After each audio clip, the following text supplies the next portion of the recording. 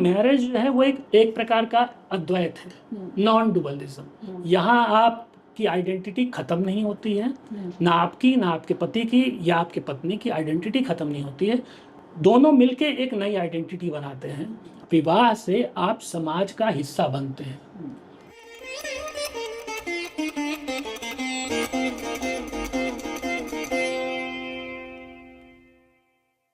नमस्ते, मैं रुचि श्रीमाली आज की इस वार्ता में संगम टॉक्स में सभी श्रोताओं का स्वागत करती हूँ। आज हमारे स्पीकर हैं Prashant Pande ji. Prashant Pande ji centre of Hindu identity studies इसके निदेशक हैं, जो आज समाज में जो युवा हैं और युवा वर्ग की जो पर्सनल समस्याएं जो आती हैं उन इश्यूज़ पर केंद्रित कार्य करते हैं। उन्हें सनातनी वे ऑफ लाइफ उसके बारे में बताते हैं, उसके बारे में सिखाते हैं। आप पिछले 2 दशकों से अलग अलग जो English leading national daily newspapers रहे हैं उसमें एज ए जर्नलिस्ट आपने काम किया है। पिछले 4 वर्षों से आप सनातन विषयों पर आधारित पुस्तकों के प्रकाशन से भी जुड़े हैं। इसके अलावा 2 पुस्तकों में सह लेखन का कार्य भी किया है, जिसमें से एक पुस्तक है बीबीसीज़ ट्रू लाइज।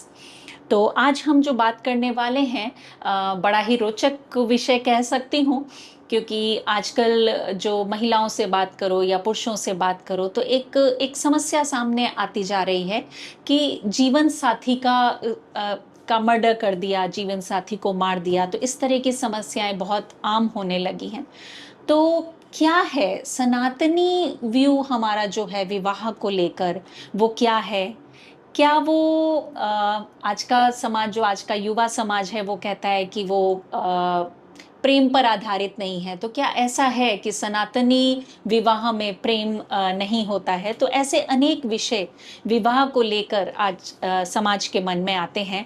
तो आज प्रशांत जी हमारे साथ में हैं। नमस्ते प्रशांत जी, आपका संगम टॉक्स में स्वागत है। तो सबसे पहले अपनी बात प्रारंभ होने से पहले प्रशांत जी, मैं आपसे ये जानना चाहूँगी कि ये centre of Hindu identity studies क्या है? आप इसमें क्या करते हैं? किस उद्देश्य के साथ ये चलता है? जी देखिए, centre for Hindu identity studies एक गैप को फिल करने का एक खालीपन है बीच में, उसको भरने का प्रयास है। इसमें हम 18 से 35 वर्ष के जो एज ग्रुप है उनको हम लक्ष्य करके उनकी जो रोज़मर्रा की समस्याएं हैं, क्योंकि अब हम सनातन की जब हम बात कर रहे हैं, पिछले कुछ वर्षों में सनातन की अवेयरनेस बढ़ी है। हमारे शास्त्रों में क्या लिखा है, हमारे ग्रंथों में क्या लिखा है, हमारा मैथ्स कैसा था, टेक्नोलॉजी कैसी थी, इसके बारे में एक अवेयरनेस बढ़ी और लोगों को इससे गर्व हुआ है सनातनी होने पर। ये सारी चीज़ें हुई हैं, लेकिन जो आम जीवन जिया जा रहा है उसमें समस्याएं रोज़मर्रा में आती हैं। जब युवा जो है अपनी पढ़ाई ख़त्म करके कॉरपोरेट में जाता है या अपने कोई बिज़नेस चूज़ करता है, और साथ में जो उसके रिलेशनशिप्स के इशू हैं, डाउरी लॉज हैं, उसके इश्यूज़ हैं, तो कानून से लेके और जो सामाजिक ताना बाना है, ये सारी चीज़ें उससे उसको दो चार होना पड़ता है। तो क्या हम अपने स्तर से उनको इन विषयों के बारे में जो सनातन का पर्सपेक्टिव है उसको सामने रखते हुए उनको कुछ हम बता सकते हैं, उनको अवेयर कर सकते हैं। यही हमारा प्रयास CHIS के थ्रू है। चलिए, बहुत बढ़िया प्रशांत जी। तो आज के विषय पर हम आते हैं। तो विषय प्रारंभ होने से पहले एक प्रश्न सबसे पहले आता है कि आखिर विवाह है क्या? विवाह क्यों महत्वपूर्ण है, क्यों करना चाहिए? एक तो ये बात, और जैसा कि मैंने प्रारंभ में कहा कि आजकल आए दिन ये खबरें सुनने में आ रही हैं कि जीवन साथी को मार दिया। तो क्या ये विवाह प्रेम पर आधारित है भी, या प्रेम के ही कारण ऐसा कुछ निकल कर आ रहा है? तो ये सब ताना बाना क्या है, इसके विषय में कुछ बताइए। जी देखिए, अभी जो है पिछले अगर आप 10-20 वर्षों पीछे जाएंगे तो समस्या जो हम डिस्कस करते थे उस समय ये बात होती थी कि मैरिज हो गई है, विवाह हो गया है, अब इसमें जो समस्याएं आ रही हैं उसको हम कैसे निपटें। चाहे वो कम्युनिकेशन की प्रॉब्लम हो, चाहे वो कोई और इशू हो कि हम अपने जो एक्सटेंडेड रिलेटिव्स हैं उनके साथ कैसे रहें, सास ससुर के साथ कैसे रहें, वो सारी बातें होती थी। लेकिन अब हम एक ऐसे स्टेज पर आ गए हैं जहां शादी या विवाह हम करें ही क्यों, ये अपने आप में एक प्रश्न बन चुका है, और ये ज्वलंत प्रश्न बनता जा चुका है। और इसके कई कारण हैं। मुख्यतः अभी देखिए, अभी जो विवाह हो रहे हैं विवाह की जो पूरा इंस्टीट्यूशन है भारत में, उसमें तीन अगर आप देखें तो उसका एक पक्ष है जिसमें भय और इनसिक्योरिटी है, असुरक्षा की भावना है, और दूसरी तरफ है ग्रीड। तो भय ये है कि पहला तो जैसा आपने कहा कि हत्याएं हो जा रही हैं, कोई आत्महत्या को मजबूर हो जा रहा है। जहाँ राजा रघुवंशी भी हैं वहाँ अतुल सुभाष भी हैं, ठीक है। और वहीं पे मनसा का भी केस आ रहा। मनसा बेंगलोर की लेडी थी, वो कहीं काम करती थी, उसके पति को शक हुआ कि उसका किसी के साथ अफेयर है, उसने उसका सर काट के और खुद उसका सर लेके पहुंच गया पुलिस थाने सरेंडर करने। तो इस तरह के भी केसेस हैं। तो एक तो शारीरिक वो डर की, मतलब हम मार ही ना दिए जाएं, हमें सुसाइड करने की स्थिति ही ना आ जाए, एक तो वो है।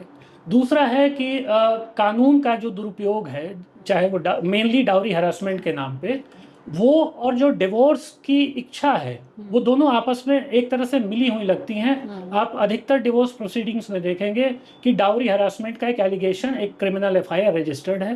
कोर्ट इसमें कई मामलों में अपनी बात जाहिर कर चुकी है कि इसका मिसयूज हो रहा है। Even ministry of home affairs कई बार एडवाइजरी इशू कर चुकी है। ये सारी चीज़ें हो रही हैं। ये तो दो भय बिल्कुल सामने सामने दिखते हैं।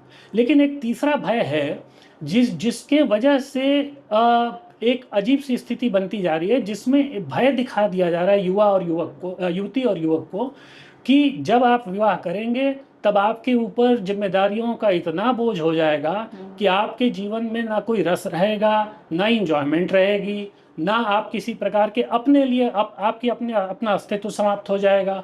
जब इस तरह की जब बातें आने लगती हैं तो वो बहुत ज़्यादा संशय में है। आज का युवक और युवती, आज की युवती भी संशय में है कि विवाह करें ही क्यों। अच्छा, दूसरी तरफ, एक तरफ तो ये भय हो गए, दूसरी तरफ है लालच। लालच इन द सेंस कि हम विवाह में क्या खोज रहे हैं, लेट्स से सेक्सुअल सेटिस्फैक्शन, हम विवाह में वो खोज रहे हैं। वो अगर हमें विवाह के बाहर ही मिल जाए तो हम विवाह में क्यों जाएं, क्योंकि विवाह में रिस्पॉन्सिबिलिटीज़ भी हैं, विवाह में बहुत समस्याएं हैं, रिश्तेदारियां निभानी पड़ेंगी वगैरह वगैरह। तो अगर लिव इन का हमें ऑप्शन मिल रहा है तो वाई चूज टू मैरी, ठीक है, एक तो वो। दूसरा कंपेनियनशिप, कि सब हमें मिल रहा है, ठीक है, इमोशनल सपोर्ट, हम सब चीज़ के लिए हमें लगता है कि हमारे पास एक ऑल्टरनेटिव एवेन्यू मौजूद है। एक और प्रश्न ये है, हो गया है कि डिवोर्स जो है, डिवोर्स अपने आप में एक एस्पिरेशन बनता चला जा रहा है कि अगर आप डिवोर्स हैं तो पहले तो इसे बुरा माना जाता था, कोई अच्छा नहीं मानता है, और अभी भी इनफैक्ट किसी भी समाज में अच्छा नहीं माना जाता है, चाहे वो पश्चिम का हो चाहे भारत का हो। लेकिन समहाउ एक मैं देख सकता हूँ हमारे मीडिया में लगातार इस बात को प्रमोट किया जाता है कि डिवोर्स कैसे अच्छा है। तो इन सब चीज़ों की वजह से जो मैरिज का जो इंस्टीट्यूशन है, वो इंस्टीट्यूशन के अंदर जो हो रहा है उसकी वजह से, मतलब उस पर प्रश्न चिन्ह नहीं है। इंस्टीट्यूशन के बाहर जो हो रहा है उसकी वजह से भी प्रश्न चिन्ह है उस पर। बिल्कुल, ये जो आपने बात बताई, इसके साथ एक कहीं ना कहीं लगता है जैसा कि हमारा जो समाज था उसमें विवाह बहुत अच्छे से चल रहा था, समस्याएं किस संरचना में नहीं होती हैं, लेकिन ओवरऑल एक अच्छा चल रहा था।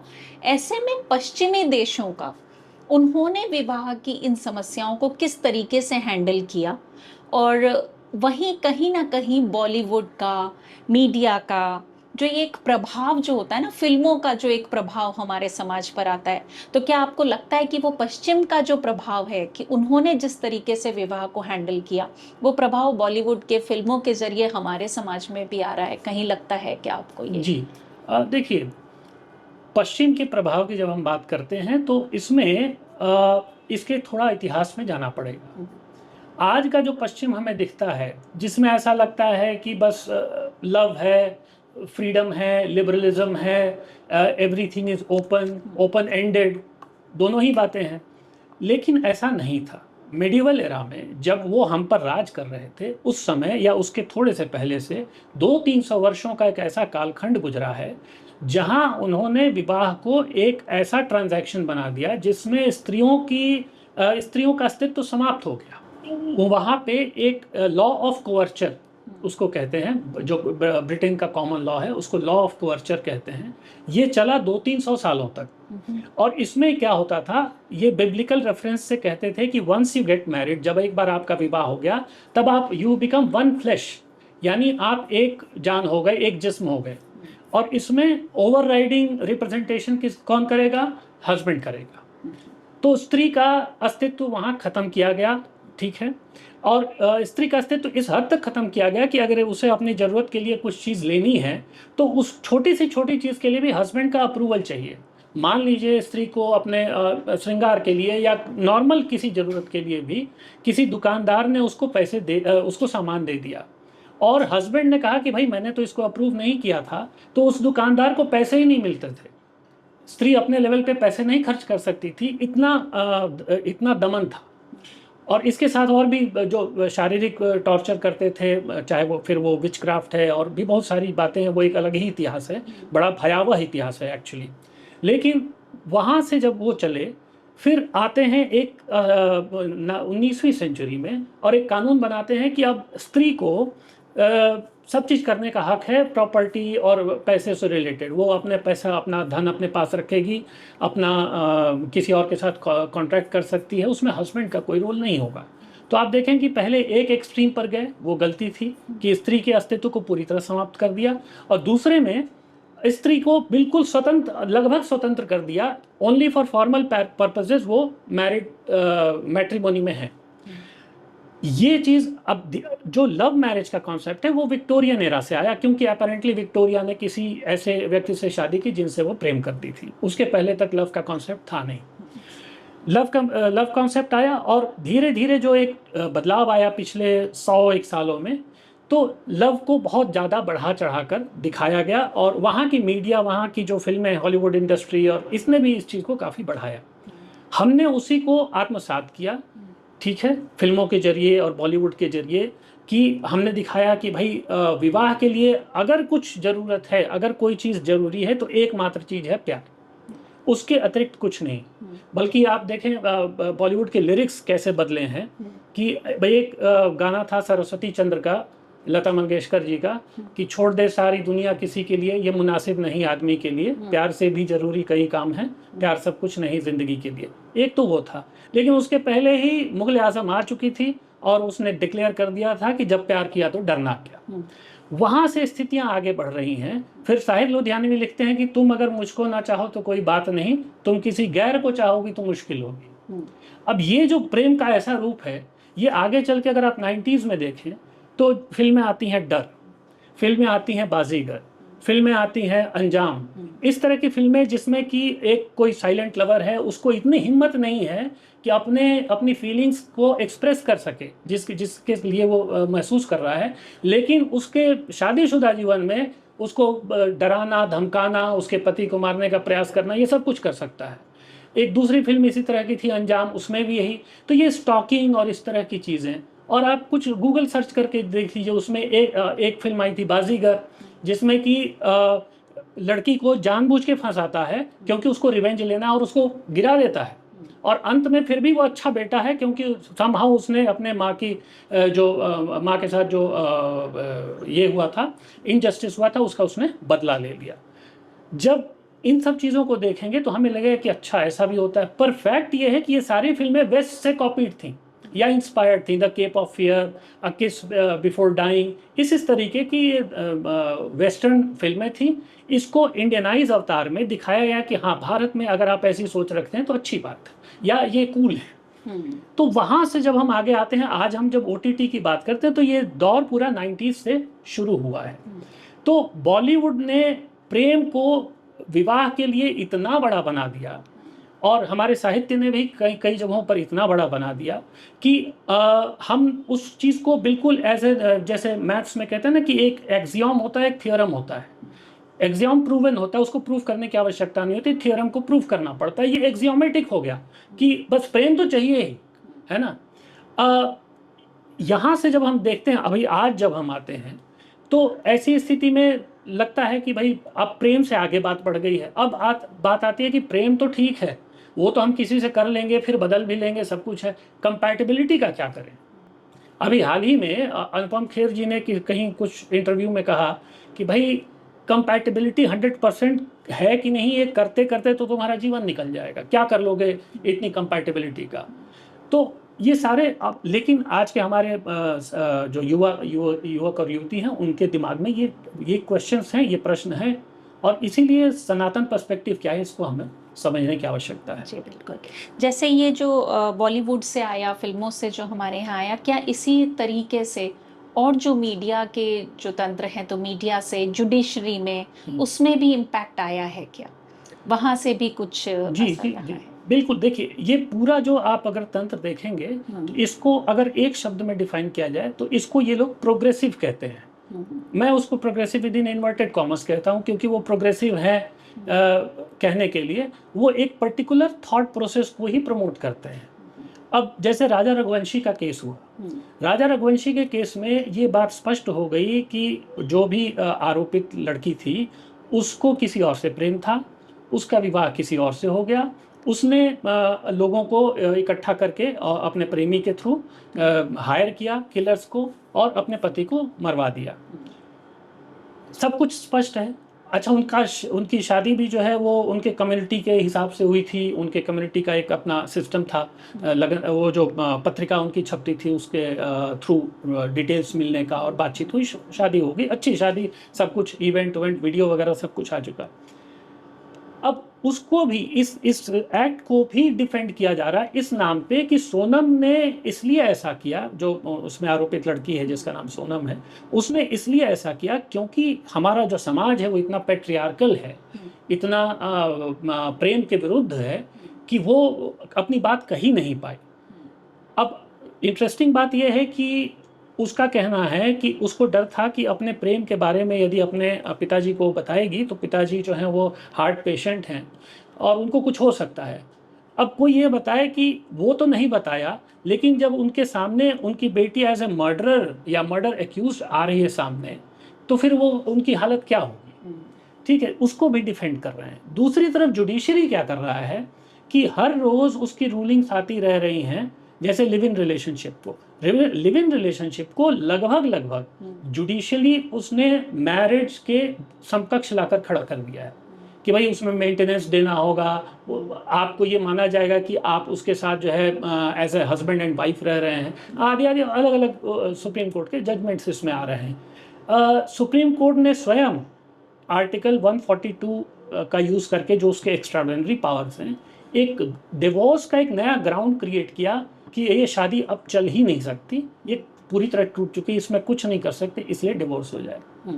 तो डिवोर्स को एक इजी एग्जिट रूट जो है बताना, ये देखिए, अगर कोई ऐसा रिश्ता है जहां वाकई ऐसी स्थितियां बनी हैं जहां की एक साथ रहना मुश्किल है, वो एक बात है। लेकिन जब आप इसको एस्पिरेशनल बनाते हैं, तो हमारे मीडिया का, जैसे एक उदाहरण देता हूँ कि जब मैं अपना लैपटॉप खोलता हूँ रोज ऑफिस में आके, तो एक टाइम्स लाइफ करके एक साइट है जो ऑटोमेटिक डिफ़ॉल्ट सेटिंग है वो खुलती है। उसमें हर रोज़ एक ना एक आर्टिकल रहता है जो ये सिर्फ बताता है कि डिवोर्स क्यों अच्छा है, ट्रेडिशनल मैरिज क्यों बुरा है, जो ओपन मैरिजेस हैं वो क्यों अच्छे हैं। इस तरीके की पूरी जो है एक नैरेटिव क्रिएट करके उसको रोज़ एक एटलीस्ट वन आर्टिकल इस बारे में ज़रूर रहता है। तो इस तरह से हमारा मीडिया हो, हमारी जुडिशरी, इसने जो विवाह का तंत्र है उसको एक बहुत ही जिसको हम कहते हैं विशिएटेड, उस पूरे इंस्टीट्यूशन को विशिएट करने का काम ये लोग कर रहे हैं कि इंस्टीट्यूशन को ऐसा बना दो कि वो लोग उससे मतलब अगर या तो डरे या घृणा ही करने लगे। इतना कर दो ताकि फिर वो समाज पूरी तरह टूटे और बिखरे।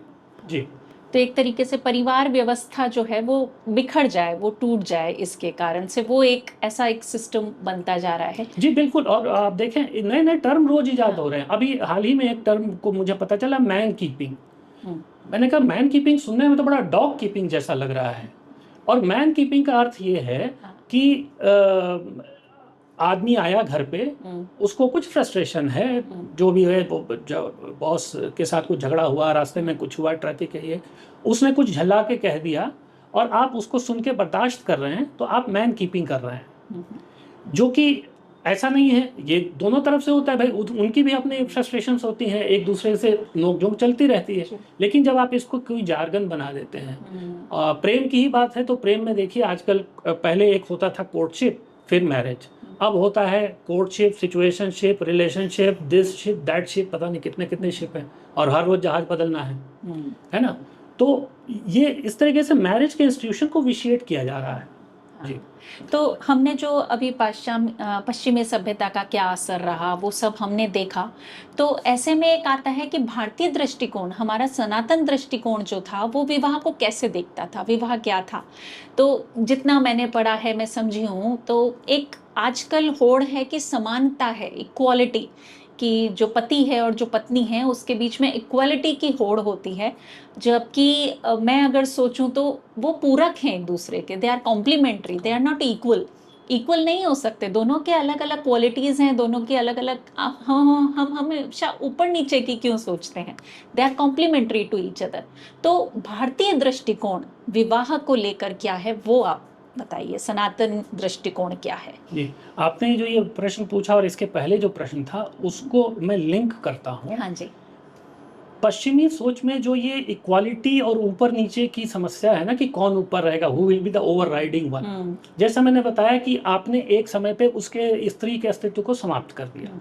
अब स्त्री फाइट बैक कर रही है, तो वो अब दूसरे पेंडुलम का एक हिस्सा वो था, अब पेंडुलम का दूसरा जो कोना है अब वो पकड़ा जा रहा है कि साहब बिल्कुल, मतलब अब फिर men will be reduce to nothing. ठीक है, एक तो वो है। दूसरा, वहाँ की सभ्यता में, वहाँ की समाज में आज वो डर बहुत गहरे बैठा है।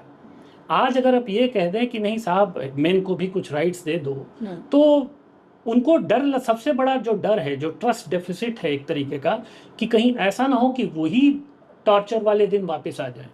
और ये वहाँ के इन्फ्लुएंसर्स और उनके जो मैं सुन पाता हूँ उससे लगता है अब वो ये आर्ग्यू कर रहे हैं, मतलब जैसे जो ये रील्स वगैरह आती हैं उसमें एक ऐसा इन्फ्लुएंसर बैठ जाता है, 3-4 जो जिसको हम लोग अमेरिकन लोग ब्लॉन्ड कहते हैं, और ब्लॉन्ड का मतलब ये होता है कि वो देखने में अच्छी हो लेकिन दिमाग नहीं है, मतलब that is the concept there, that is the caricature, we are not saying it, they are the one saying it.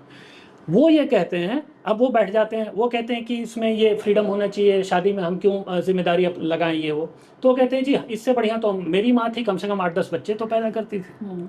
उनको डर ये है कि वापस वही they will be reduce to that existence, वहाँ पे वो डर है। यहाँ पे तो अच्छा, पश्चिम इक्वालिटी को हमेशा क्वांटिफाई करना चाहता है। अगर आप पश्चिम के कोई भी चीज़ देखेंगे, वो किसी भी चीज़ को डेटा सेट के थ्रू देखेगा, किसी भी चीज़ को उसमें कुछ मैथमेटिकल मॉडल लगाने का प्रयास करेगा, तो उसमें उसको परसेंटेज में देखता है।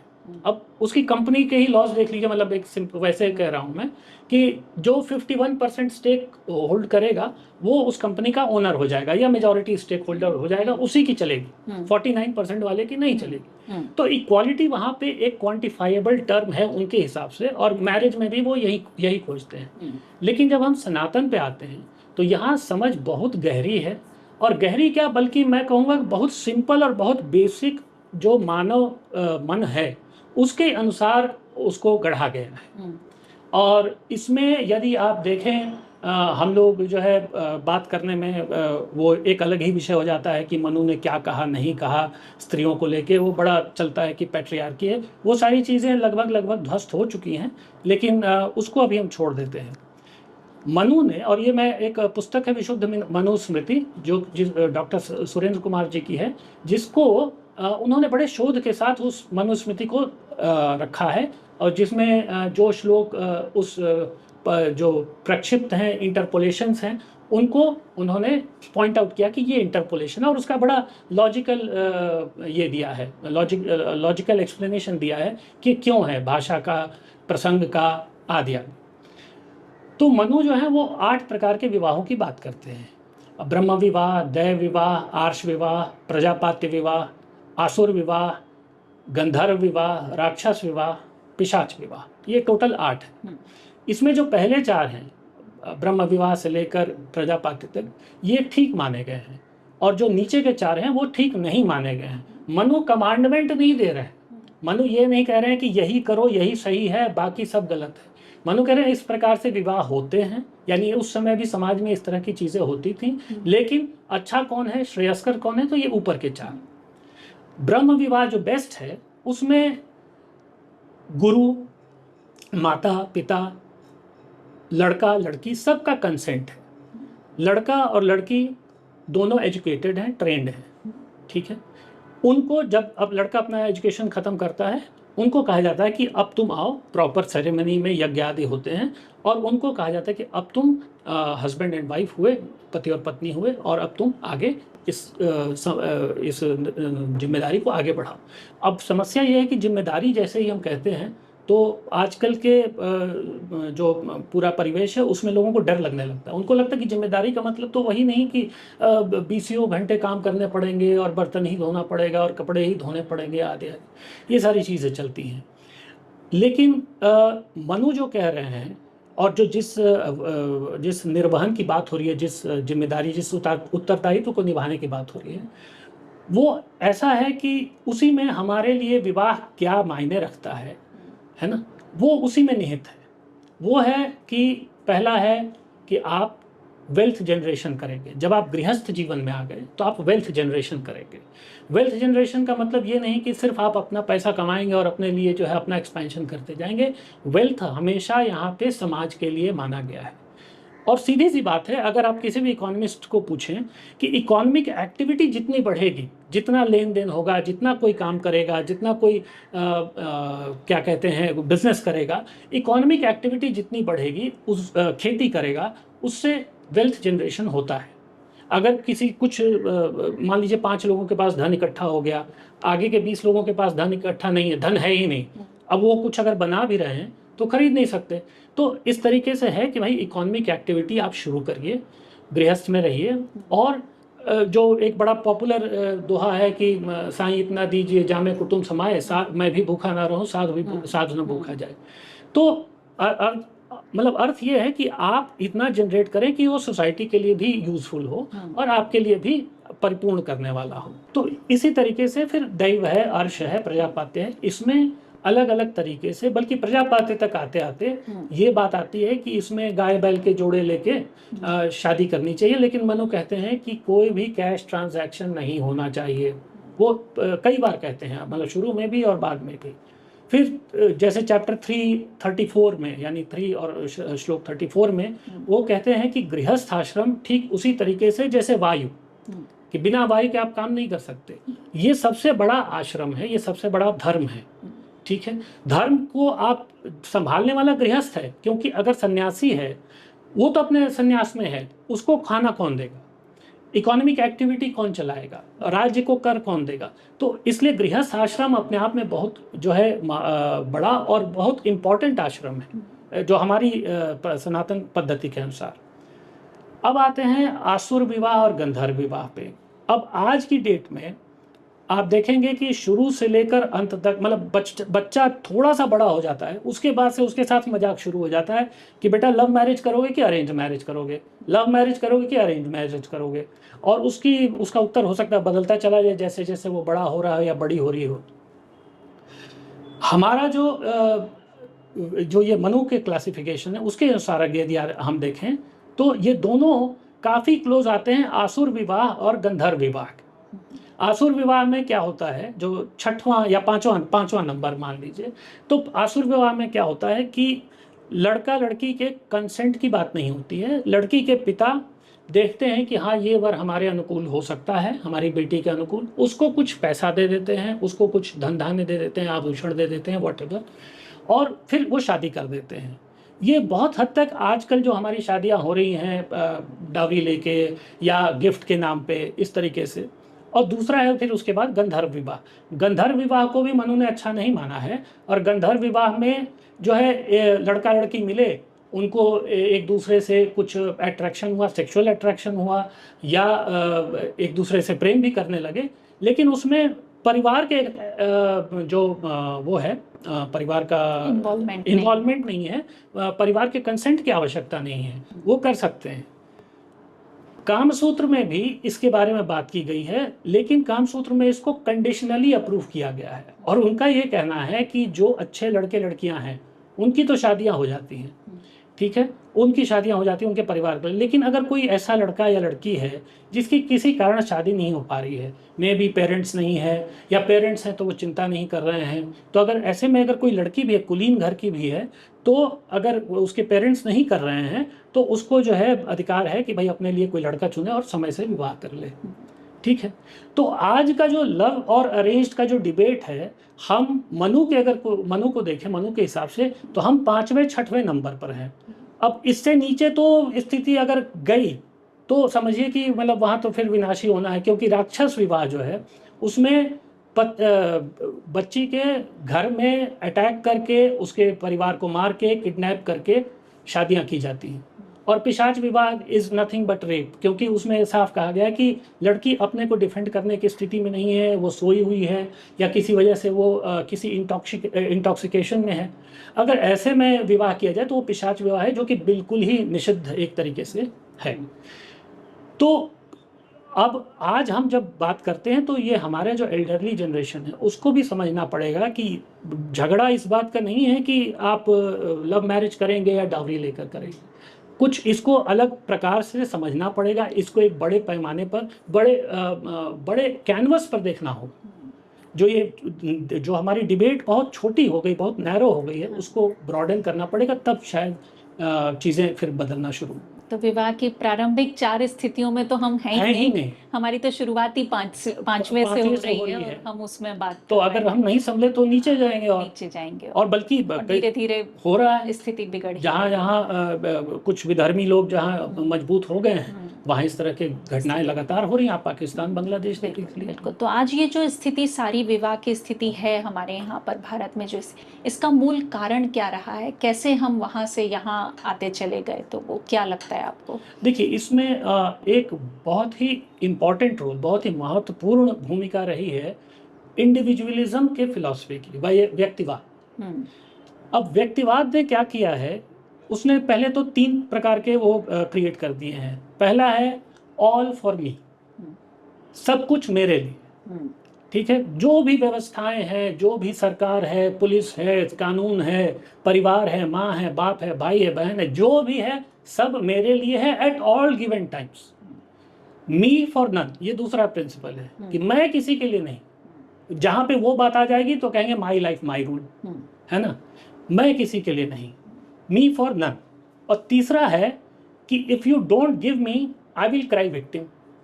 अब आजकल मतलब बड़ा पॉपुलर कहावत है कि some people acquire greatness, some people are born great, some people acquire greatness and some people have greatness thrust upon them. आज की स्थिति ये हो गई है कि some people are declared victim, some people acquired victimhood and some people have victimhood thrust upon them. जैसे सोनम का ही केस ले लीजिए, इसमें आप विक्टिमहुड थ्रस्ट कर रहे हैं उस पर, ठीक है, उस प्रेम के चक्कर में उसने जो भी किया नहीं किया वो एक अलग बात है, लेकिन आप उसको विक्टिम बना रहे हैं कि साहब ये पैट्रियार्की की वजह से ही है, अन्यथा तो इसको कुछ समस्या नहीं होती है, कभी इस तरह इतना दूर नहीं सोच सकती थी। इस तरह के बहुत से उदाहरण आपको मिल जाएंगे जी।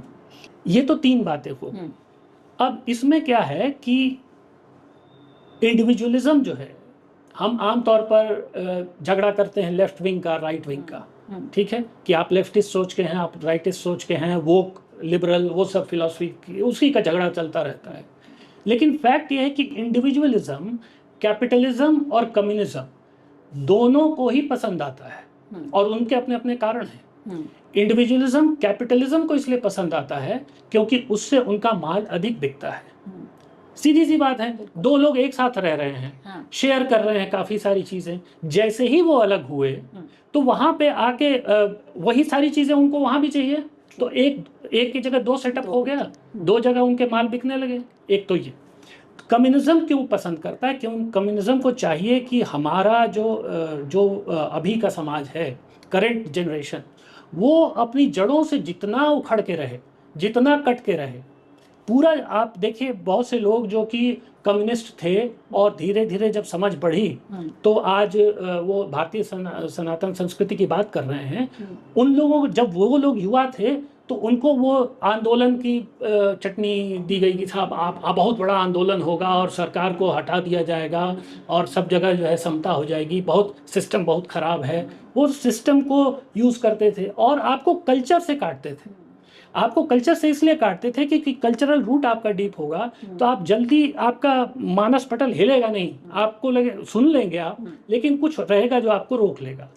तो इसलिए ये जो इंडिविजुअलिज्म की फिलॉसफी है, ये दोनों को अच्छा लगता है और दोनों ही प्रमोट करते हैं। ठीक है, और यही वजह है कि आज जब किसी रिश्ते में आप जा रहे हैं तो आप अपने लिए देखते हैं कि भाई मेरे लिए what is in it there for me, मेरे लिए उसमें क्या है।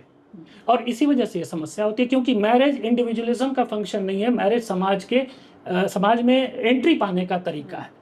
जी जी, तो जो हमने समझा, जो मैं अब तक समझी हूँ, तो सनातन धर्म में जैसे आज जो हर कोई व्यक्ति अपनी राइट्स की बात कर रहा है, अधिकारों की बात कर रहा है, वहाँ कर्तव्यों की बात भी आती है। कोई पहले कर्तव्य देखो, अधिकार उसके बाद ही आते हैं।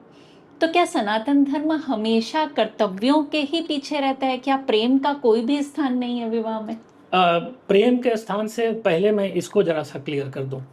ये जो राइट्स एंड ड्यूटीज की बाइनरीज है ना, ये बाइनरी में अगेन मतलब हमें कहना ही पड़ेगा कि ये पश्चिम का है। इट्स नॉट कि हमें पश्चिम को गाली देने में कोई मजा है, क्योंकि वो उससे हमको आगे निकलना पड़ेगा। हमारा सनातन धर्म था, एक कालखंड से गुजरा, अब हम उसको ठीक करने का प्रयास कर रहे हैं, जो भी कर रहे हैं। पश्चिम ने क्या किया क्या नहीं किया, लेकिन हमारी आज की समझ चूंकि पश्चिम से एक कन्फ्लेशन हो गया है, वो दो चीज़ें मिक्सअप हो गई हैं। राइट्स एंड ड्यूटीज़ कभी भी अलग अलग नहीं रहे हैं। पश्चिम के हिसाब से कुछ चीज़ें राइट होती हैं, कुछ चीज़ें ड्यूटीज़ होती हैं, लेकिन वहाँ समाज बटा हुआ था। वहाँ नोबल मैन थे, किंग था, उसके राइट्स हुआ करते थे, ड्यूटीज़ जो है वो नीचे के लोगों की हुआ करती थी, है ना। तो वो एक डिस्कनेक्ट था। सनातन में अगर आप ध्यान से देखें तो कर्तव्य जो है वो अधिकार के ही अधिकार जो है वो कर्तव्यों के अनुसार आते हैं। जितना आपका कर्तव्य, एक राजा को मृत्युदंड का अधिकार था, लेकिन क्या इसका अर्थ ये था कि वो जनता का सर काटते हुए चले? नहीं, उसको न्याय करना राजा था। को भी मृत्युदंड मिल सकता था और उसको न्याय करना था, उसको देखना था कि भाई ये बियॉन्ड लिमिट गया तब हम मृत्युदंड दे सकते हैं। ठीक है, आप पिता हैं, आपको अपने पुत्र को डांटने का अधिकार है, लेकिन इसका अर्थ ये तो नहीं कि आप अपनी हर फ्रस्ट्रेशन के लिए उसको डांटते ही मारते चले जाएं। आप उसको क्यों अधिकार दिया गया आपको मारने का, कि आप उसको अगर वो एक निश्चित सीमा से अलग जा रहा है तो उसको थोड़ा सा रास्ते पर लाएं। ठीक है, तो हमारे यहाँ जो कर्तव्य हैं वो जो अधिकार हैं वो कर्तव्यों से निकलते हैं। They are a function of duties, not rights. अब इसमें लोगों को लगता है कि कर्तव्य अधिकार, तो इसमें प्रेम के लिए तो कोई जगह ही नहीं है। लेकिन प्रॉब्लम यह है कि वो कहानियाँ उन्होंने या तो सुनी नहीं या ठीक से उनको बताई नहीं गई। अब मैं एक दो उदाहरण देने का प्रयास करता हूँ। आजकल ये भाग के शादी करने वाली जो बात होती है, तो रुक्मिणी और कृष्ण जी की जो शादी हुई वो ठीक इन्हीं स्थितियों में हुई। रुक्मिणी जी ने उनको पत्र लिखा कि मेरा विवाह किसी से हो रहा है जिससे मैं पसंद नहीं करती, या मैं नहीं चाहती कि उस व्यक्ति से विवाह हो, आप कुछ मेरी मदद कीजिए। और श्री कृष्ण जी जो कि कभी उनसे मिले नहीं थे, वो ले आए और उनको ले गए, विवाह किया। फिर क्या कहते हैं, अपने परिवार से भी लगभग लड़ गए। बाद में बलराम जी को उन्होंने मना लिया, लेकिन पहले उनके पीछे से ना दौड़ा दी गई कि भाई इनको रोको, है ना। वो भी विवाह है और वो आज हम उनको पूछते हैं, रुक्मिणी जी और कृष्ण जी को। दूसरी तरफ है दुष्यंत और शकुंतला।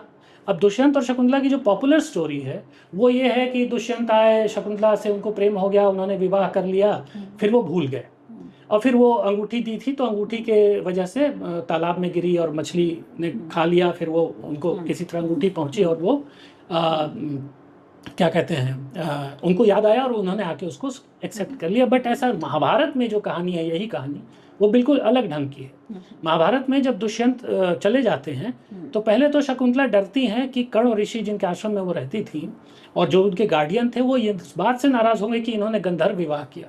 अब सोचिए, भरत हमारे प्रतापी राजाओं में से एक हैं, उनकी उत्पत्ति तो गंधर्व विवाह से है, लेकिन क्या हम उनको गलत मानते हैं? नहीं मानते।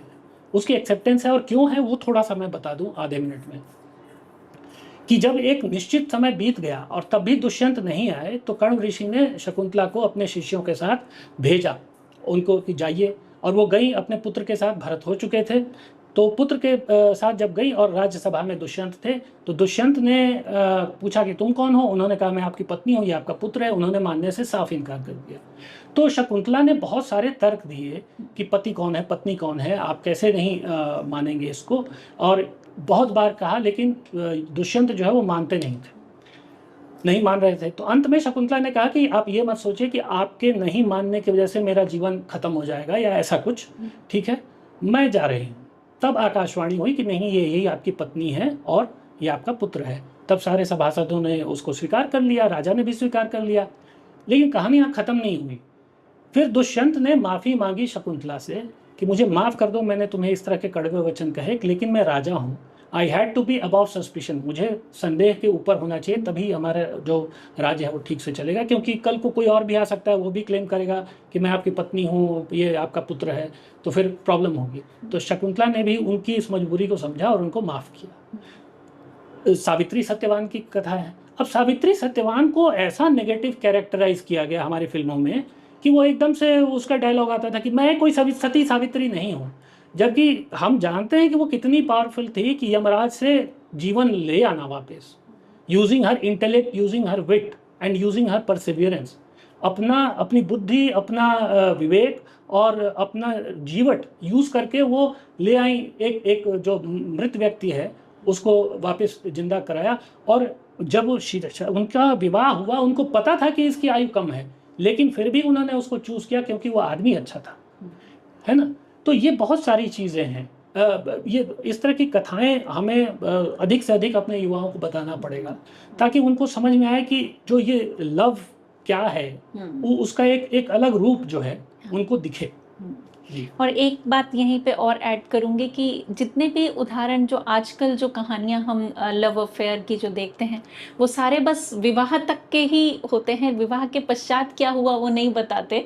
तो जैसे आपने पुराने उदाहरण बताए, तो राम सीता का उदाहरण ऐसा है जो विवाह के पश्चात के प्रेम का है। बिल्कुल।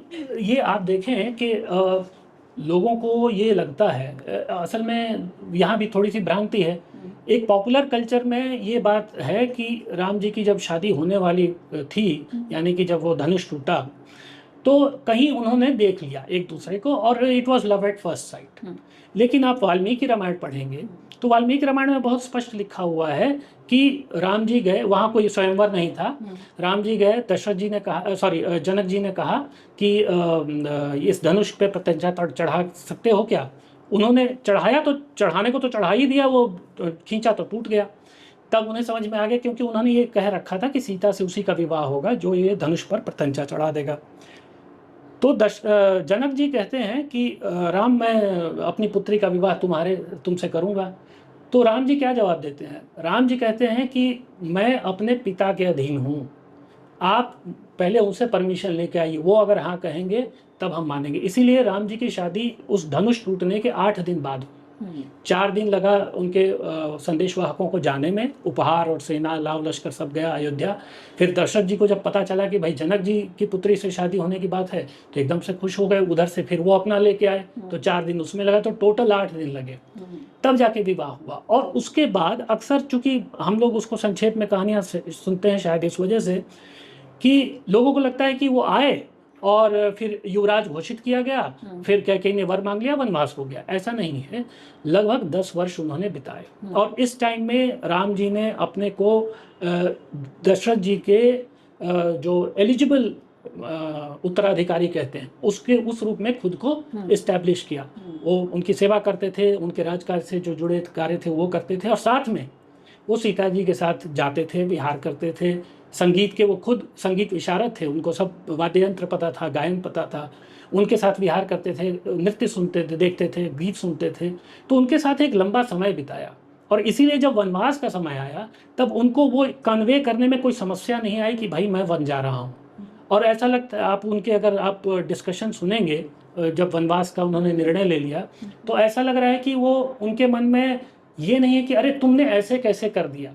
वो ऑलमोस्ट कहीं कनेक्टेड है, जैसे ही वो बोल रहे हैं वैसे ही वो जवाब दे रही हैं। उन्होंने कहा कि भाई तुम यहीं रहो, मैं आता हूँ जरा सा वन होके, और तुम बस, भरत चूंकि राजा होने वाले तो राजा को नाराज नहीं करते। और वो कह रही हैं कि भाई तुमने सोच कैसे लिया तो कि मैं तुम्हारे बिना यहाँ रह पाऊंगी।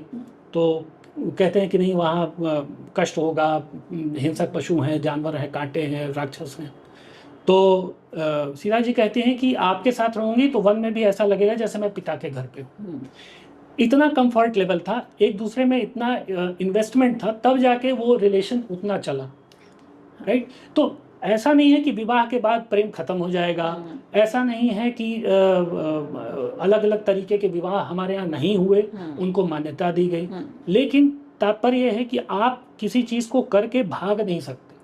जैसे हिडिंबा का ले लीजिए, हिडिंबा ने भीम से शादी की, भीम ने क्लियर किया कि भाई मैं तुम्हारे साथ नहीं रह सकता। हिडिंबा ने माना और कहा कि भाई मैं तुमसे प्रेम करती हूँ, इसलिए मुझे तुमसे विवाह करना है, और एक प्रकार का वो गंधर्व विवाह ही था। और उसके बाद जब देखे महाभारत युद्ध हुआ तो उसने उस चीज़ को निभाया और अपने पुत्र को भेजा युद्ध में, एक पत्नी के रूप में जो उसका रोल है। तो तात्पर्य यह है, अभी क्या है, शहरों में खास करके एक एनोनिमिटी एक अपने आप में वेपन बन गया है कि साहब हम किसी के साथ भी रहें, किसी के साथ भी लिव इन में रहें, कुछ भी करें, हम करके पतली गली से निकल लेंगे, किसको पता चलेगा, है ना, हमारी कोई रिस्पॉन्सिबिलिटी नहीं है। वेस्ट में यही समस्या आज बहुत बड़ी हो चुकी है, जिसमें एब्सेंटी फादर्स हैं, जिसमें women are left to being a single woman and raising a child because their male partner has fled away, simply fled away. ये बहुत बड़ी समस्या है वहाँ वेस्ट में, जिसको हम लोग रियलाइज नहीं करते क्योंकि वहाँ का मीडिया हमें ये बताता नहीं, और हम वहाँ से जो परोसा जा रहा है, जो क्यूरेटेड कंटेंट जिसको बोले, तो उस कंटेंट की वजह से हमको लगता है कि नहीं वहाँ तो बहुत फ्रीडम है। मैं ऐसे लोगों को जानता हूँ जो यहाँ पे थे तो पश्चिम सभ्यता को लेके बहुत अघाए रहते थे कि नहीं नहीं नहीं वहाँ जाना, वहाँ जाके जब वहाँ की स्थिति पता चली तो उन्होंने अपने बच्चे को गायत्री मंत्र पढ़ाना शुरू कर दिया। इसका मतलब है कि दूर के ढोल सुहावन वाली बात है जो हमें रियलाइज नहीं होता। तो ये हमारे युवक युवतियों को भी अभी वो खाली फ्रीडम दिखाई हाँ, दे वो रही है, खाली तो फ्रीडम उस नहीं, तरह एक पक्ष उससे दिखाया, आने वाली समस्याएं जिस दिन पता चलेंगी तो हम शायद रिएक्ट करना शुरू। बिल्कुल। तो अगला वही प्रश्न मैं पूछना चाह रही थी कि ये जो स्थिति सारी बन रही है, जो विवाह की स्थिति भारत में बन रही है, इसको आप डील कैसे करें, इसको किस तरह, इससे निकलने का तरीका या इसको सुलझाने का क्या तरीका है? देखिए, इसमें दो चीजें की जा सकती हैं। पहले तो जो कंसेप्ट है विवाह का, उसको समझना पड़ेगा। अगर आप इस कंसेप्ट से जा रहे हैं कि हमने विवाह किया और उसमें हमारे लायक क्या है, हमारे सुख के लिए क्या है, हमारे किसी इच्छा के लिए क्या है, अगर आप उस मंतव्य से जाएंगे या जाएंगी तो आपको अनमेट एक्सपेक्टेशंस की जो फ्रस्ट्रेशन है वो झेलनी पड़ेगी। आपको आपके एक्सपेक्टेशंस होंगी, वो मिले ना मिले आपको झेलना पड़ेगा। दूसरा, अगर सनातन को देखा जाए, बल्कि अभी सुप्रीम कोर्ट का एक डिसीजन आया पिछले साल 2024 का, उसको अगर हम देखें तो अपने आप में जो उदाहरण है, उसका उदाहरण वो तय कर देगा कि हम किस तरीके से विवाह को समझ रहे हैं, क्या हो चुका है हमारे लिए विवाह। मामला ये सुप्रीम कोर्ट का मामला है। एक लड़की है, ट्रेंड कॉमर्शियल पायलट है, एक लड़का है, ट्रेंड कॉमर्शियल पायलट है। दोनों मिले कोर्स के दौरान या जैसे भी, उन्होंने शादी करने का तय कर लिया। शादी की, शादी कहाँ की, कहीं कर लिया, और एक कोई वैदिक जन कल्याण समिति नाम से कोई समिति थी, उसके यहाँ से मैरिज सर्टिफिकेट सॉर्ट ऑफ ले लिया और उसका यूज़ करके जो रजिस्ट्रार ऑफ मैरिज होता है उस वहाँ मैरिज रजिस्टर करवा लिया। अभी इनके माँ बाप जो हैं उनको शायद पता भी नहीं होगा कि क्या हुआ, ठीक है, इन्होंने शादी कर ली। फिर माँ बाप को जब पता चला तो उन्होंने कहा चलो शादी कर लिए हो, तो थोड़े समय बाद, मतलब कुछ 5-7 महीने का एक गैप था, इस समय ये अनुकूल समय है, यहाँ हम प्रॉपर शादी कर देंगे। इस बीच ही झगड़ा हो गया। लेडी ने जो है इन पे डिवोर्स का केस, डाउरी हरासमेंट का केस फाइल कर दिया, क्रिमिनल केस रजिस्टर हो गया। लड़के ने जो है डिवोर्स का केस फाइल कर दिया, लड़की ने फिर मेंटेनेंस का फाइल कर दिया। उसके बाद कहा कि साहब ट्रांसफ़र ऑफ पिटिशन, क्योंकि लड़की जहाँ झारखंड की रहने वाली थी वो वहाँ के कोर्ट में होना चाहिए और लड़का बिहार का, ठीक है। ये सब कुछ हो गया, अभी तक उनकी फॉर्मल शादी भी नहीं हुई और सारा झगड़ा, criminal case, divorce case, maintenance case सब हो गया। फिर हो सकता है उनमें से किसी दोनों पक्षों में कुछ एक आध समझदार लोग रहे हों, उन्होंने कहा है इसको किसी तरह ख़त्म करो, क्योंकि ऑब्वियसली तुम लोग अब साथ में रहोगे नहीं। तो जो लड़का पक्ष था उसके वकील ने कोर्ट में अर्जी दी कि साहब हमारी जो शादी हुई थी, जिस शादी के बेसिस पर आपने क्रिमिनल केस रजिस्टर कर दिया, आपने डिवोर्स केस रजिस्टर कर दिया, मेंटेनेंस केस रजिस्टर कर दिया, उस शादी को नल एंड वॉइड डिक्लेयर कर दिया जाए, एनलिंग ऑफ मैरिज। बात वहाँ से घूम के सुप्रीम कोर्ट तक आई कि अब बताइए, इन्होंने शादी कर ली, सब कुछ हो गया, अब सुप्रीम कोर्ट के सामने हाथ जोड़ के खड़े हैं कि हजूर इस शादी को जो है ख़त्म कर दिया जाए, डिक्लेयर कर दीजिए कि ये शादी हुई ही नहीं। हाँ। है ना, तो इसलिए तो तीनों केसेस खत्म हो जाएंगे। सुप्रीम कोर्ट ने शादी एनल कर दी, ठीक है। और उसी में सुप्रीम कोर्ट ने 2-3 चीज़ें बहुत स्पष्ट की। पहला, section 7 of Hindu marriage act 1955, इसके अनुसार यदि प्रॉपर रिचुअल्स के साथ आपकी शादी नहीं हुई है, सप्तपदी नहीं हुई है, तो वो शादी, हिंदू शादी वैध नहीं है, मान्य नहीं है। तो अगर कोई युवक युवती ये सुन रहे हैं, उनको लग रहा है कि कहीं जाके भाग के वो किसी मंदिर में शादी कर लें, जैसा फिल्मों में दिखाते हैं कि माला पहना दी, शादी कर लिए, फैमिली टीवी सीरियल्स में दिखाते हैं कि साहब सिंदूर गिर गया, सिंदूर उसके सर में गिर गया तो विवाह हो गया, है ना, ये ऐसा नहीं होता है। तो इसको जो है क्लियरली समझ लें, नंबर 1। नंबर 2, उसी जजमेंट में जस्टिस बीवी नागरत्ना है, उन्होंने बहुत अच्छी बात कही, 2-3 बातें। पहला तो ये कि शादी कॉमर्शियल ट्रांजैक्शन नहीं है, शादी कहीं से भी कॉमर्शियल ट्रांजैक्शन नहीं है। नंबर 2, ये सिर्फ लेन देन, डाउरी, इसका उसका, वाइनिंग डाइनिंग, इसका भी नहीं है। ये सब चीज़ें इसके साथ हैं, they are incidental to it, not they are not like mandatory to it. Number 1। Number 2, number 3, उन्होंने कहा कि जो सप्तपदी है उसका जो 7th स्टेप है, 7th स्टेप मतलब हर चीज़ के लिए होता है एक पहला स्टेप, तो उसमें कहते हैं अन्न के लिए, फिर ऐसे ऐसे करके आगे बढ़ते हैं। सप्तपदी में स्पष्ट कहते हैं कि अब हम सखा हुए, और भगवान करे, ईश्वर करे कि हम आपकी सखा, आपकी दोस्ती से, आपकी मित्रता से हम जो है वो ना हो, उससे हमको वंचित ना होना पड़े, ठीक है। अब आप सोचिए कि एक तरफ है एक ऐसी शादी का एक इतिहास जिसमें कि स्त्री के पूरे अस्तित्व को ख़त्म कर दिया गया, ठीक है। फिर कहा गया कि नहीं साहब आप हस्बैंड से भी अलग हैं, फिर कहा जाए कि नहीं आप ये यहाँ भी जाइए, वहाँ भी जाइए, सब कुछ कर लीजिए, और एक है कि नहीं आप मित्र बन जाइए। अब मित्रता का भाव ऐसा भाव है जो कोई भी समझ सकता है, हम फ्रेंड्स बनाते हैं। इनफैक्ट वाल्मीकि रामायण में ये जो अग्नि के फेरे हैं, ये कोई सीरियल का क्रिएट किया हुआ या किसी फिल्म का क्रिएट किया हुआ नहीं है, ये हमारे यहाँ बहुत पहले से है। यहाँ तक कि राम और सुग्रीव की मित्रता भी अग्नि के साथ फेरों के अराउंड हुई है। उन्होंने जब वचन लिया कि हम एक दूसरे के मित्र बने, तो वो अग्नि के फेरे लेकर किया। तो आप जब लेते हैं ये सप्तपदी, तो आप फ्रेंड्स बनते हैं, और फ्रेंडशिप से अच्छा तो मुझे नहीं लगता कि कोई, अभी कल ही फ्रेंडशिप डे बीता है शायद, है ना, तो फ्रेंडशिप से अच्छा तो कोई तरीका ही नहीं है एक नए रिश्ते को शुरू करने का। अगर ये चीज़ अगर हम समझें तो हमें काफ़ी सहूलियत होगी।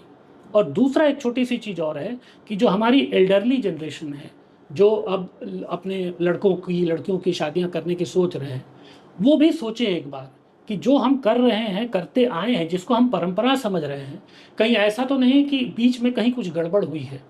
क्योंकि अगर आप ये कह रहे हैं कि नहीं साहब हम जैसे तय करें वैसे ही होगा, या वो भी ठीक नहीं है, या लड़का लड़की कहें कि साहब हम तय करेंगे, आप मान लो हमारी बात, है ना, चाहे हम भाग के करें चाहे जैसे करें, या बस लेके आ गए किसी को, touch his feet, he is your father in law, वो नहीं चलेगा, है ना। तो ये दोनों ही, क्योंकि समाज, जैसा मैंने कहा कि विवाह से आप समाज का हिस्सा बनते हैं, ठीक है। एक प्रकार से अगर मतलब ये वैसे अधिक होगा क्योंकि अद्वैत के बारे में मैं नहीं जानता हूँ, लेकिन अगर एक एग्जाम्पल देना हो तो मैं कहूँगा कि मैरिज जो है वो एक प्रकार का अद्वैत है, नॉन डुअलिज्म। यहाँ आपकी आइडेंटिटी ख़त्म नहीं होती है, ना आपकी, ना आपके पति की या आपके पत्नी की आइडेंटिटी ख़त्म नहीं होती है, दोनों मिलके एक नई आइडेंटिटी बनाते हैं। And they are not a system, they are a यूनिजन बट नॉट अ सिस्टम। वो दो भी नहीं है, एक भी नहीं है। और आपको इसीलिए कहा जाता है कि पति पत्नी के झगड़े में मत पड़ो, पिट जाओगे, क्योंकि आपको पता ही नहीं चलता कि कब कौन सामने आ रहा है ना। तो ये चीज़ समझना जो है, मुझे लगता है कि अगर समझें हम लोग तो थोड़ी सहूलियत होगी, और इन सब चीज़ों को डील करने में थोड़ी सहायता होगी। क्योंकि अभी क्या हो गया, हमारा एक्सेसिव फोकस रहता है कि वो सुप्रीम कोर्ट क्या कह रहा है, लॉ क्या कह रहा है, लॉ अमेंड कर दो, पुलिस को ठीक कर दो। मैं कहता हूँ आप हर 1000 घर पे एक जज बैठा दीजिए, अगर ये जो बेसिक समस्याएं हैं समझ में, अगर वो नहीं ठीक होगा तो आप हर 1000 परिवार पे एक जज बैठा दीजिए, फिर भी समस्याएं नहीं सॉल्व होंगी। जी जी। तो ये एक जो है हमें समझ बनानी पड़ेगी। ये जो हमसे एल्डरली पीढ़ी है उसको भी मात्र ये कहने से नहीं चलेगा कि आजकल की पीढ़ी खराब हो गई, क्योंकि उसको खराब अगर हो गई है तो उसकी जिम्मेदारी आपकी बनती है। बिल्कुल। एक छोटी सी और बात कह देता हूँ कि हमारे यहाँ कहा गया है कि पितृ ऋण से आप पूर्ण कब होते हैं, यानी when do you get relieved of the debt of your father. It is not by paying back to your father. ऐसा नहीं कि आप एक कैलकुलेट कर लोगे कि यहाँ 20 साल तक पिताजी ने पढ़ाया तो पिताजी ने इतनी स्कूल फीस दी, इतना ये दिया, इतना ये दिया, तो आपने जो है एक लमसम क्रिएट कर लिया कि साहब 1.5 करोड़ लगा, ठीक है, आपके प्रोफेशनल कोर्स में, ये कोर्स में, वो कोर्स में, तो मैं पिताजी को जो है सूद समेत मिला के चलो 5 करोड़ दे देता हूँ। That is not how you pay back your father. The only way you can pay back your father is by becoming a father yourself. आपको खुद पिता जब आप बनते हैं तो वो ऋण पूरा हो जाता है।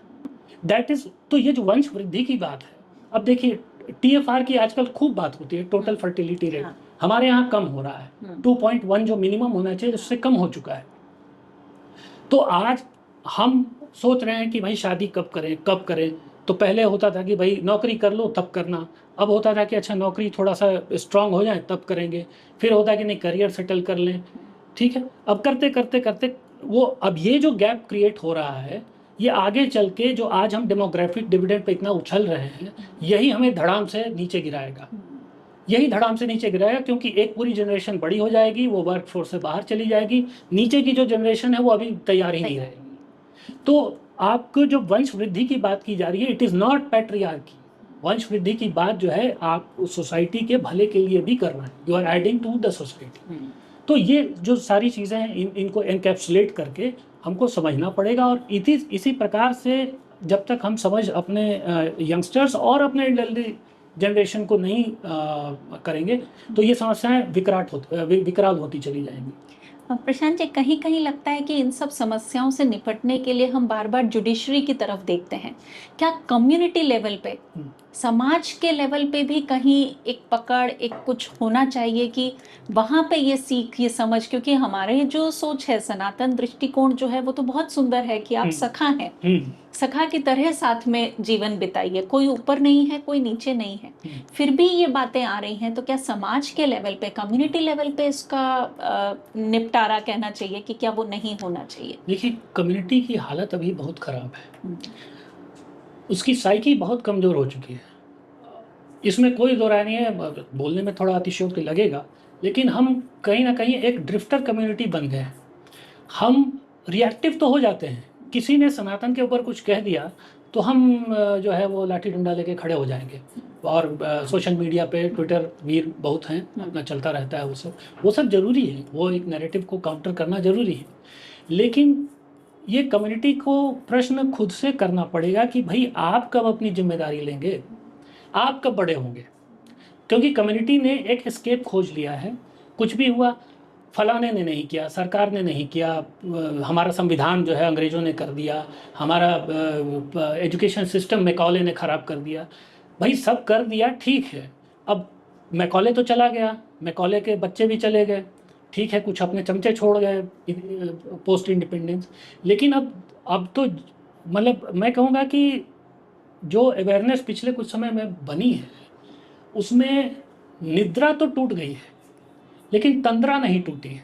आप समझते हैं, कभी कभी आप नींद में हो ना, उठे हैं तो अचानक से मोबाइल बज रहा है या कॉल बेल बज रही है, अचानक आपको लगेगा शरीर में शक्ति ही नहीं है कि कुछ आप एक्शन लें।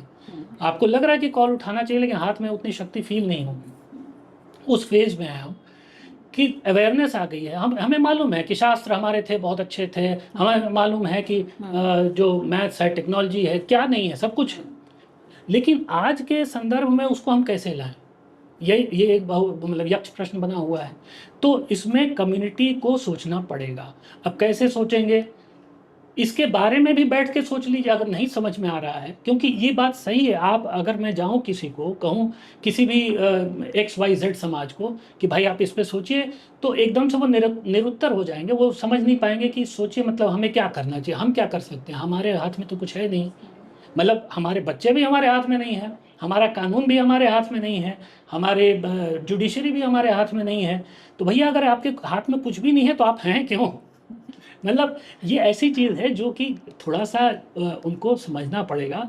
अपने अपने घरों में बात करने से भी काफ़ी नहीं है, हाँ। आप अपने समाज में बात करिए, किसी भी फॉर्मेशन में, किसी भी अलाइनमेंट के साथ आप बात तो करिए, क्योंकि ये इश्यूज बहुत रियल हैं। ये क्वेश्चंस, ये डाउट्स सबके मन में हैं। बल्कि जितने संशय में युवक और युवतियां हैं, उतने ही डरे हुए उनके माँ बाप भी हैं कि विवाह तो कर देंगे, फिर क्या होगा। और ऐसा नहीं कि बेटियों के लिए ही डरे हुए हैं, बेटों के लिए भी डरे हुए हैं, है ना। बिल्कुल। तो समाज को कहीं ना कहीं रिस्पॉन्सिबिलिटी तो लेनी ही पड़ेगी, वो उससे भाग नहीं सकता। हाँ। जी जी, बिल्कुल प्रशांत जी, बहुत अच्छे से आपने पूरे विषय को रखा, पूरे विषय को, विवाह की पाश्चात्य सोच क्या रही, भारतीय हमारी सनातनी सोच क्या है, और इससे हम निपटें कैसे, इससे हम आगे कैसे निकलें, अपनी व्यवस्था को, अपनी चीज़ को दोबारा संभालें, उसके लिए आपके लिए आपके बल्कि बहुत एक छोटी बहुत सी बात धन्यवाद। ऐड कर दूं, आपने हाँ कहा जी, बिल्कुल। हमें कुछ निपटाना नहीं है। हाँ। हमारे पास एक चीज़ थी, हम्म, वो किन्हीं कारणों से एक लंबे कालखंड में चीज़ें बदली, कॉलोनियलिज्म हुआ, इन्वेडर्स आए, हमने प्रथाएं जी आज हम जिनको प्रथा समझते हैं, जिनको अपनी परंपरा समझते हैं, वो हो सकता है हम 3 पीढ़ी पीछे जाके कोई चीज़ हो रही हो उसको प्रथा समझ रहे हैं, परंपरा समझ रहे हैं। 8 पीढ़ी पीछे जाके जाए तब भी हम गुलाम थे। तो हो सकता है उस गुलामी का असर रहा हो उस प्रथा पे। हमारे यहाँ जैसे मैं बिहार में बहुत सारे जो विवाह होते हैं उसमें कुछ कुछ रस्में हैं जो कि एकदम से चाइल्ड मैरिज की वो करती हैं। जैसे दुल्हन जा रहा है अपने बारात लेके, तो माँ दूध पिलाएगी, सिंबॉलिक ही माँ दूध पिलाएगी। अब लड़का अगर आपका 20-25 साल का है तो माँ दूध क्यों पिलाएगी? अब उस समय था कि भाई बच्चे जाते थे, विवाह हो जाता था, उसका एक कारण था चाइल्ड मैरिज का। हमारे यहाँ रात में शादियाँ होती हैं, तो रात में शादियाँ होना क्यों हुआ? क्योंकि उनको दिन में होने से जो है डर था कि कोई आएगा उठा के ले जाएगा, चाहे मुगल के सिपाही होंगे, कोई नवाब होगा, कोई कुछ करेगा, है ना। तो आपकी जो परंपरा है, प्रथा है, उनको दोबारा रिविजिट करिए और अपने पर्सपेक्टिव को और पीछे ले जाइए, तब जाके ये सारी समस्याएं जो हैं धीरे धीरे सॉर्ट आउट होंगी। बिल्कुल बिल्कुल, बहुत बढ़िया प्रशांत जी। बहुत आज की बातें यहीं समाप्त करते हैं। नमस्कार।